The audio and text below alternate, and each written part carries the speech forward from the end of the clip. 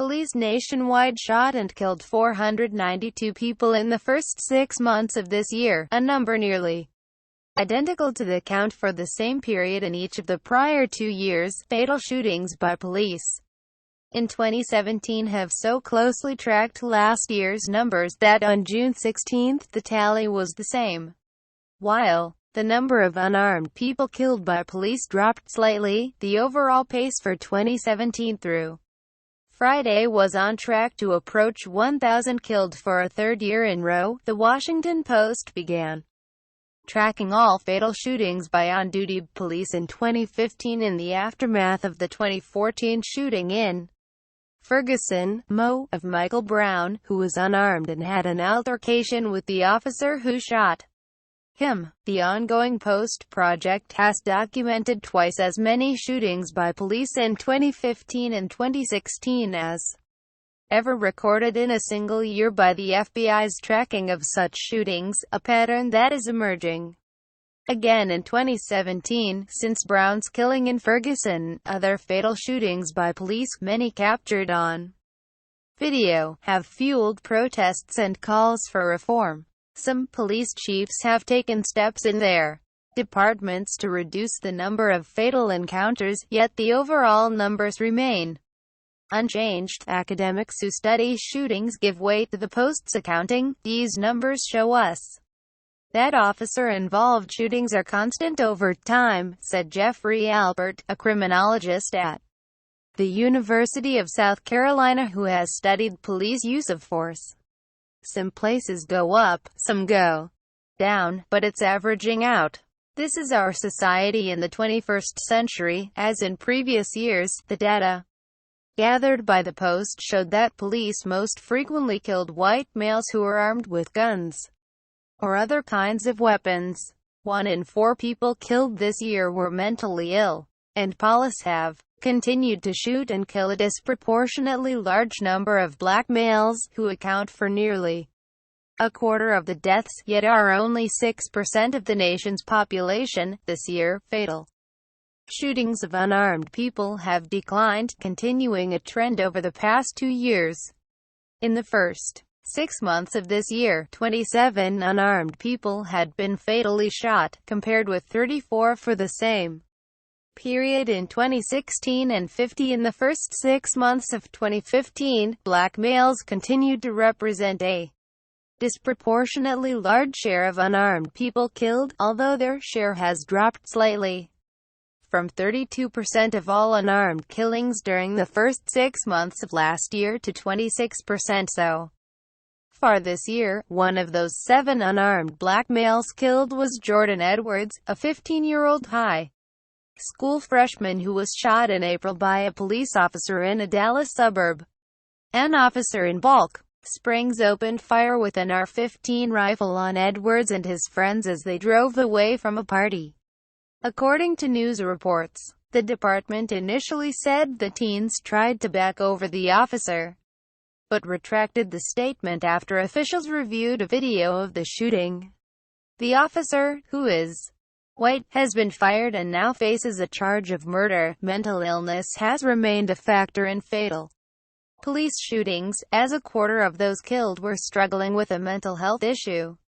Last month, Seattle police shot and killed Charlena Lyles, 30, a pregnant woman suffering from mental illness, after she called 911 to report an attempted burglary at her home. Police said Lyles pulled a knife on 2 officers, who both shot her. The Seattle Times reported that one of the officers, trained to use a taser, was not carrying it, a violation of the department's policy. Chuck Wexler, executive director of the Police Executive Research Forum, which develops training programs and advises police chiefs around the country on policy, said some fatal shootings can be eliminated. We know we can make a difference in cases where the person is mentally ill and in cases where someone is not armed with a gun, Wexler said. The study by the Post has found that about 8% of the nation's police departments have had at least one fatal shooting since 2015. Of those, most had only 1. All deadly force scenarios are different, and you could have 5 in a week and then not have any for a year, said Rodolfo Llanes, chief of the Miami Police Department. Llanes noted that his department of 1,250 officers has gone as long as a year without firing a single bullet. There will be that situation where there is a confrontation and deadly force is used. Police work is inherently ugly. The pace at which officers have been killed in the line of duty has held steady over the past 2 years. According to the FBI, 21 police officers were killed from January to June 29, 2 fewer than in the same period last year. The 2016 year ended with 66 officers killed, not including accidental deaths. Since January 2015, according to the FBI, 128 police officers have been killed in the line of duty. In Tulsa, police shot and killed 1 person in an 18-month stretch, and then, in the second half of 2016, officers shot and killed 6, including Terrence Crutcher, an unarmed black man whose death led to criminal charges against an officer.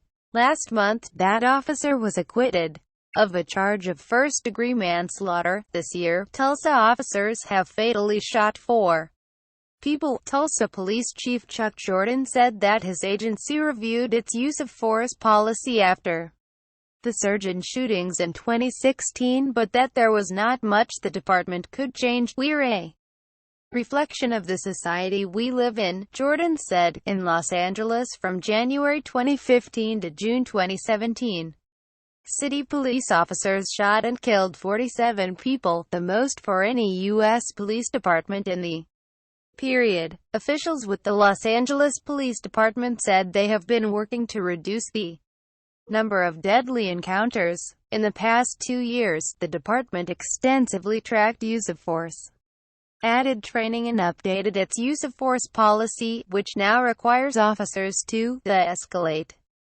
confrontations before firing their guns. This year in Los Angeles, fatal shootings are down to 7, which Matthew Johnson, president of the Los Angeles Police Commission, considers a small victory. All these things in concert are going to have an impact on the need to use deadly force.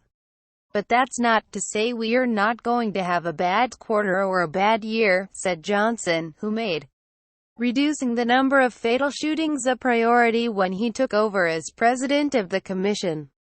In 2015, about 360 miles away, Phoenix police have emphasized reforms but are leading the nation in fatal shootings. In 2017, officers there have fatally shot 8 people, more than any other department. The reforms began in 2014, after a year in which the Phoenix Police Department said it experienced an unusually high number of fatal and non-fatal shootings by its officers.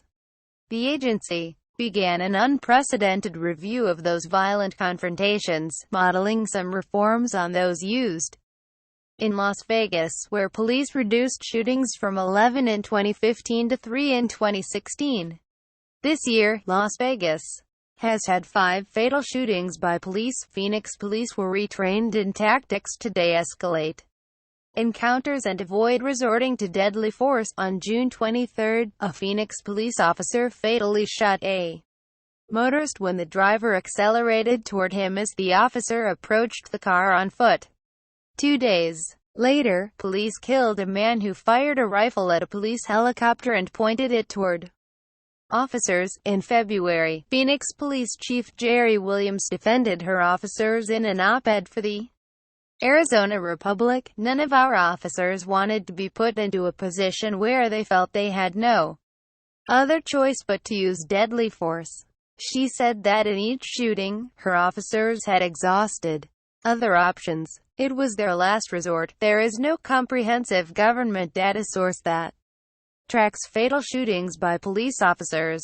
The Post database relies on local news coverage, public records and social media reports to identify fatal shootings by police. Academics caution that fatal shootings are rare events in the universe of police-civilian interactions and say that more complete Data is needed about all police use of force. What we really need to know is how many times police shoot people, not just how many of those people die, said David A. Klinger, a criminal justice professor at the University of Missouri in St. Louis who studies police use of force. The FBI gathers information on fatal police shootings, but that program is based on voluntary reporting by police agencies and covers only cases in which police fatally shoot someone who is committing a felony. The Post's data has revealed a dramatic undercount by the FBI, the Post's project, and a similar counting effort by the Guardian newspaper in 2015, prompted now-fired FBI Director James B. Comey to call his own agency's system embarrassing and ridiculous. In October 2016, the Justice Department announced that it would move forward with plans to collect better data about officer-involved shootings. The FBI said it would launch today a pilot study of that data collection program that will gather a broad range of information on use of force from about 50 local and federal law enforcement agencies. The FBI said it intends to begin nationwide collection of the data in 2018, when a police officer takes a life. That's a significant event, said Daryl Stevens, the executive director of the Major Cities Chiefs Association. The group, which includes 80 police chiefs and sheriffs, helped advise the FBI on the pilot program. We should know on a national basis how many times that happens, and under what circumstances. Samuel Walker, an expert on police accountability and a professor at the University of Nebraska in Omaha, said that because of the large number of U.S. police agencies, years of reforms may be required before the number of shootings declines. There is no single quick fix, Walker said. You have to have a really systemic approach. Ted Melnick, Stephen Rich, Gerald Floyd and Catherine York contributed to this report. This article was produced in partnership with the Investigative Reporting Workshop at American University, where Thibault, York and Floyd are students.